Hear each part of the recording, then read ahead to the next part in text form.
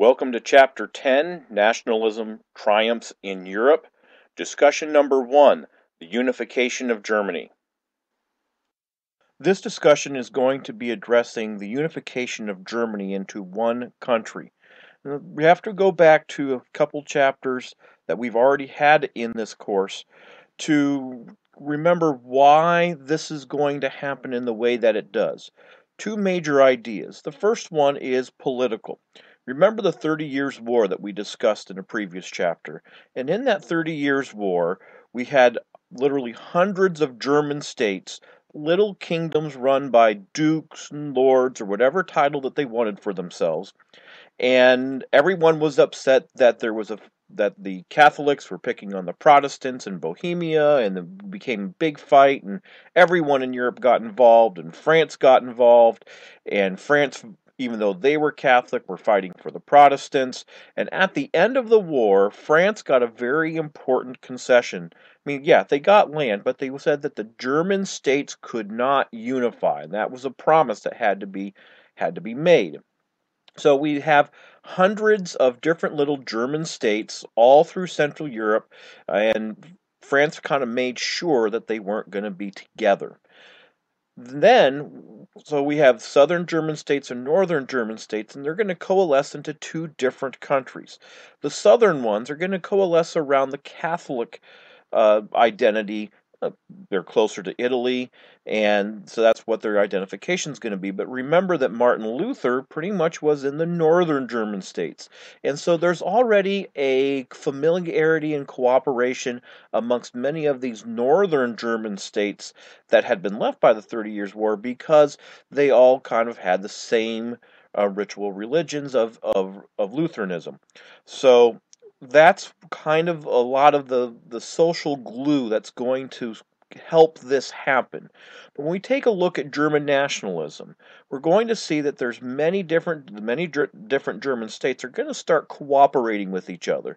And as we've seen even in modern time here in the last 30 years, where Europe started working together, and a lot of the political issues started cooperation because they eliminated tariffs between them. And that's what the Germans did, or I should say the Prussians did, is that a lot of the northern states eliminated tariffs, which means they weren't charging extra money or extra taxes for items to go from one country to another country. And that takes a lot of cooperation. Now, one of the primary movers in the move for German nationalism was a guy by the name of Otto von Bismarck. He was a diplomat and later became chancellor, the primary advisor to a king. Instituted an idea called Realpolitik. Now, it was his idea that this idea of diplomacy was that it didn't matter what were your ideals of ethics. It did not matter what your ideals were of what was best for this group of people or for that group of people. The only thing that mattered was to achieve greatness for your country. And if that meant that you had to break promises, if that meant that you had to treat your people horribly, if that meant that you dumped all of your money into the military, it did not matter. Anything goes to achieve the goals of making your country the greatest one you could find. Now, one of the ideas that really helped this is that Prussia put a large amount of emphasis on its military, and no one really wanted to mess with the Prussian military. Give you a short remembrance to the American Revolution. Von Steuben was a Prussian military person who came during the American Revolution and helped train our troops so that we could have some chance against the British. And so we kind of have that idea. No one really wanted to mess with the Prussians, even though they were one of the smallest countries in all of Europe, because their military was so adept and so efficient in getting its job done. While no one really wanted to mess with Prussia, Prussia decided it started wanting to mess with other people and wanted to expand its empire. And so, through some realpolitik and some pretty crafty diplomacy, Germany was able to start various different battles and wars against the southern German states, which are going to become Austria, and every once in a while they'd pick on France, in order to pick up pieces of the German states and annex them into Prussia, and let's just start calling it Germany. in one time, in order to pick a fight with France, Bismarck was to essentially put out a press release of an event that had happened between a French ambassador and the Emperor of Prussia or the Emperor of Germany. And it was a fairly neutral exchange. The French were asking for something, a guarantee from the Germans, and the Germans like, we're not going to guarantee anything, but you asked, we're telling you no, now you can go away. Well, Bismarck was asked by the emperor to release this idea and let every people know what happened, and Bismarck creatively edited it to essentially turn it into a shouting match and name calling and an insult to the French. And the French goes, "You're not going to insult us," and then they declared war on Bismarck, which is what Bismarck wanted. He didn't want to do the war declaration himself, but he got the French to declare war by essentially insulting them. That was called the Ems Dispatch, and that's the kind of idea that Bismarck had with his Realpolitik. It didn't matter what you did. It didn't matter if it was exactly true. It was long as within the letter of the idea, but no matter what, it was about making Germany the greatest country in all of Europe. Now, Bismarck also led the establishment of the Second Reich, the empire. He set up his king as the Kaiser, the emperor, and they also set up a two-house legislature. Now, the Bundesrat was elected by the individual state rulers. Remember, we still have that idea of a confederation where Germany's kind of running things, but all those hundreds of different little German kingdoms weren't just going to roll over and play dead. So they got to elect the leaders to the Bundesrat, and then there was the Reichstag, which was elected by universal male suffrage. But really, they were an advisory thing. It was the people kind of giving a hint to the leader, saying, "Hey, you might want to do this, you might want to do that. This is what we'd like to see," because the Bundesrat had the opportunity to essentially say no to anything the Reichstag had suggested. Now remember that we are in the middle to late 1800s when Germany starts coalescing into a singular country. And Germany becomes an extremely important player in the international politics and economics of the time period.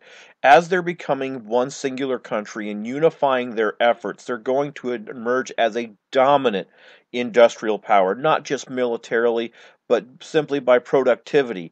They were sitting on huge amounts of natural resources to feed an industrial revolution. And just like as we talked about in the previous chapter, how Great Britain had started the industrial revolution and they'd had a lot of trial and error, and then other countries kind of looked at what they did and they kind of skipped all the trials and errors.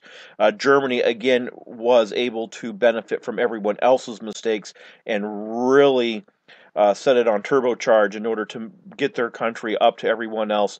And the German work ethic with that industrial revolution really took Germany to new heights. There were people starting to worry about Germany. Also, they were leading in the philosophical ideas. A lot of the philosophers of the time of the industrial revolution were in Germany. The University of Berlin became one of the places to go in order for study in ideas of philosophy, also large amounts of scientific research. Germany was essentially, I mean, it showed up and it was the deal right off the bat. Now, Germany had a little bit of problems within it because, everything was about the country, and here we have people that were not exactly going along with the rest of them. The Catholics were too busy listening to the Pope, and they were threatening the idea of following the state. And so Bismarck did everything that he could in order to discourage the Catholics from following the Pope, but instead be all about the country. Um, the socialists were also, trying to make life difficult in this industrial explosion that the Germans had, and trying to get all the rights that they could for the workers, and trying to take over the industrial makeup. And Bismarck, like, no, that's going to threaten our opportunities to become that industrial power. So we're not going to let the communists come in and run everything. Bismarck did what a lot of other European leaders did, is that he just gave enough to the workers so that they wouldn't try to revolt and take the entire country over to communism. Bismarck is considered to be one of the most effective political leaders in world history, as he essentially brought Germany from nothing and made it into such an industrial power. However, Bismarck was not a king, and he was not the head dude. And when the Kaiser had died and his son took over, the Kaiser's son said, "I believe I can do this myself. Thanks for getting us started, but you are now dismissed because I want people to listen to me and not to you." And so we see the dismissal of Bismarck at the end of this move toward German nationalism, and now that Germany is a major player in European history. This concludes Chapter 10, Nationalism Triumphs in Europe, discussion number 1, the Unification of Germany.